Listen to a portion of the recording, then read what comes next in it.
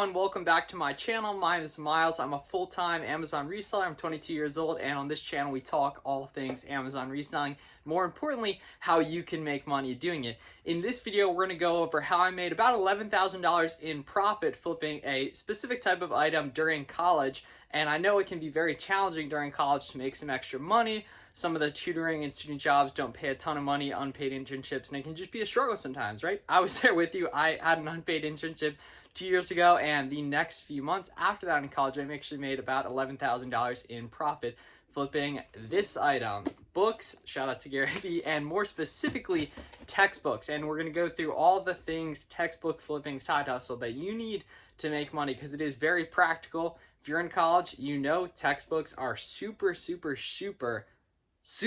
expensive. Like, some books can be, $100, $200 brand new, and it's really hard at the end of the semester or the nice thing is kids just don't care about them at the end of the semester. They get their use in them, they buy them on mom's credit card at the start of the semester, and then at the end of the semester, pretty much your only option is, just to get rid of it yourself or sell to the bookstore for 10% of what they'll end up selling it for. But why not be the bookstore yourself? Why not be the person that's buying books from people for pennies on the dollar and flipping them? Why not be the person that's taking your friends' books in on consignment and all that? So we're going to go through how the whole textbook side hustle flipping works, specific strategies that worked well for me, and all that. So to start off, we just went over how textbooks are super expensive and how kids at the end of the semester don't want them anymore. So if you're a college student, or if you're around that age, or if you live in a college town, there's significant opportunity both to buy books from your friends, your peers in class and all that, as well as to take books in on consignment and sell them for them, because you can really get people top dollar. And it's one thing I did about 50-50 between buybacks and just selling on consignment, but obviously selling on consignment was more profitable because in the grand scheme of things, because it wasn't putting up any money up front. So you can do this if you don't have a lot of money at the start too. So how does it all work, right? You probably buy your textbooks on Amazon. We'll be selling them on Amazon as well. Okay, I talk a lot about software and everything. The nice thing is you really don't need any software to do this besides Scout IQ, which is super inexpensive. And you can actually get a free trial to Scout IQ linked down below, so you can test this out without actually putting up any money up front with a 2-week free trial. But so the way this works is basically the end of the semesters in December and May. This is when you're going to go after people and buy books. The weeks leading up to them as well, you want to make contacts and just get in contact with as many people and have them know that you're the book person, right? You're the person that wants to buy their books at the end of the semester. If you're in a class that has a super expensive book, you better be talking to all the people in your class. Maybe speak up at the end of class at one of the days at the end of the semester. Just make everyone know that you're the guy on campus for the books. The same thing goes for the class Facebook groups. You want to get in contact with as many people in those, as well as any clubs, fraternities, sororities, any of that stuff. Like my club basketball team was a very profitable source of books for me specifically. So you have the app Scout IQ, you start your free trial, right? And then you just scan the barcodes of books, right? So you can ask friends to send pictures of the books with ISBN numbers up, or you can meet them in person and scan them, and that'll give you an instant data reading on how profitable the book is, what it sells for on Amazon, the sales rank e-score, and I'll have a full tutorial on the channel just how to sell used books on Amazon in general, but specifically in this video we're going to focus on college students, textbooks, and all that. So Scout IQ makes the buying decision for you, right? So you post in the Facebook group, in your group chats, all that, fraternity, sorority, all that. People send you pictures of the barcodes of the books, or you can just scan them if you meet in person, if you go to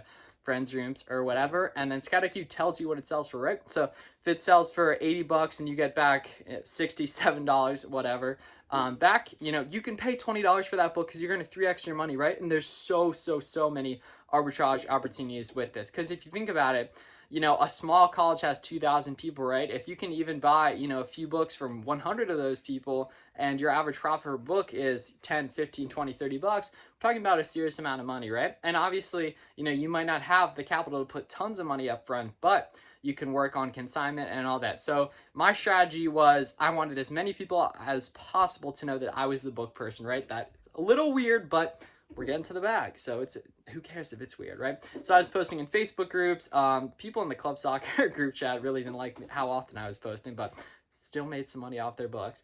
But yeah, see, obviously don't be annoying, but like you want just club Facebook group or club groups, Facebook groups for your class, all that. You can even put up signs around campus, be posting on your own social medias, Instagram, Snapchat, as well as what I was doing. You just want to get a poster or just your pitch across to as many people as possible that you're the person they want to sell books to. So over finals week, after finals week, the week before it, you'll have people feeding you pictures of their books because you know they're not going to want them after they use them for their finals, if they even use them for their finals.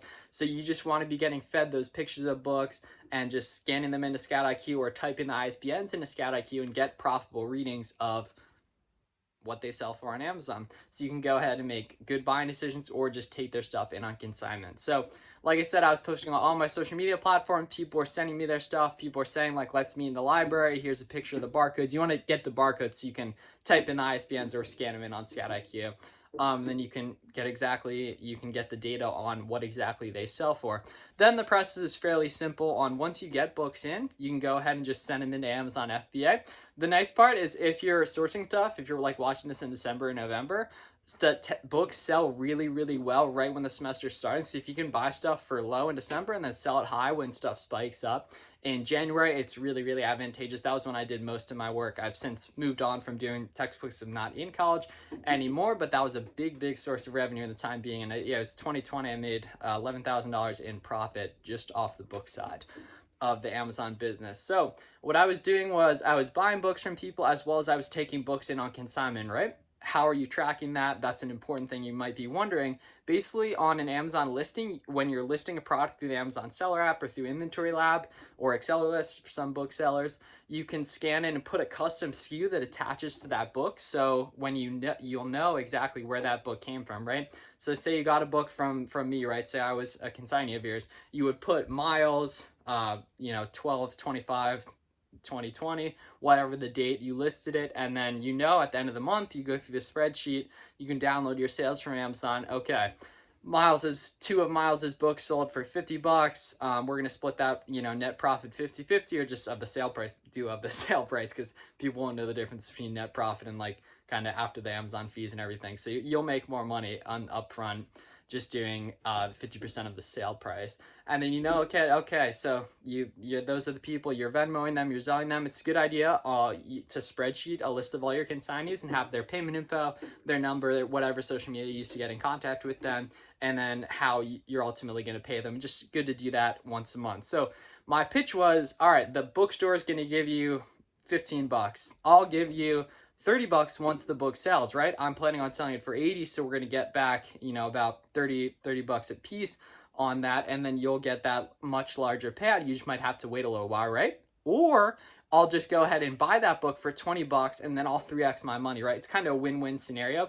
because most people would rather prefer to sell the book to you because you're homie, than just the bookstore and everything, because it's kind of like cliche that the bookstore lowballs and everything. And occasionally some people, will be good negotiators and everything, but I mean, you can't be mad with the 100% ROI. So you're essentially just, being a source to get books from for all those people, just to make sure you're the person all the books are going to, right? So you want to be that resource. They know, okay, Miles is the book guy. He's the guy after I take this test that I just stayed up all night studying for him. I can get some cash back for that book that I used, and I don't have to deal with lugging it back to my room, lugging it back home for a break and all that. So just to give you an example of, obviously, I had some success with it during my years in school. One of my friends, Avery Romer the Romer, has a great channel as well. He's actually made over $1 million in revenue. So like, I assume that's like $500,000 at least in profit. I think he's done like 1.3 million or something in just book sales, which is obviously incredible,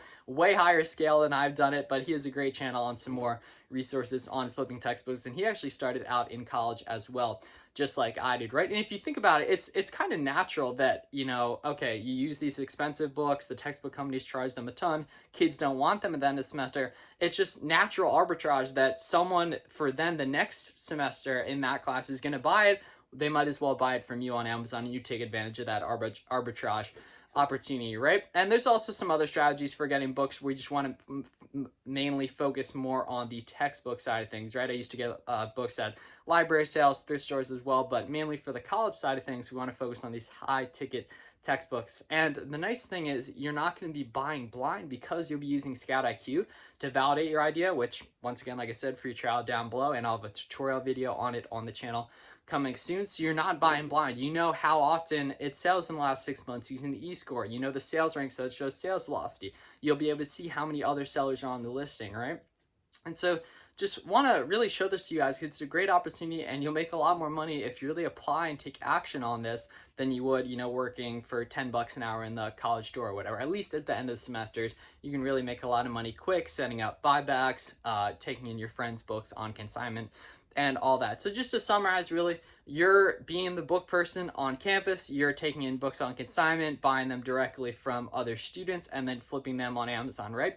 You can also type in the ISBNs on Bookscouter and see what they'll pay right up front. They aggregate data from a variety of different different websites. Like I used to sell some books directly on Booksrun as well. Any books I was restricted on, which you'll notice on the Amazon seller app or Scout IQ, when you scan some books, like the really high ticket ones, you might be restricted, so you won't be able to sell those on Amazon, but you can sell them to Booksrun in these other categories, and that'll be instant cash, right? When you buy a book to sell on Amazon, you're making an educated buying decision that it should sell, right? But Booksrun's a great resource that they will pay you cash up front. Oftentimes it will be less because they're reselling as well, but they'll just pay you right away.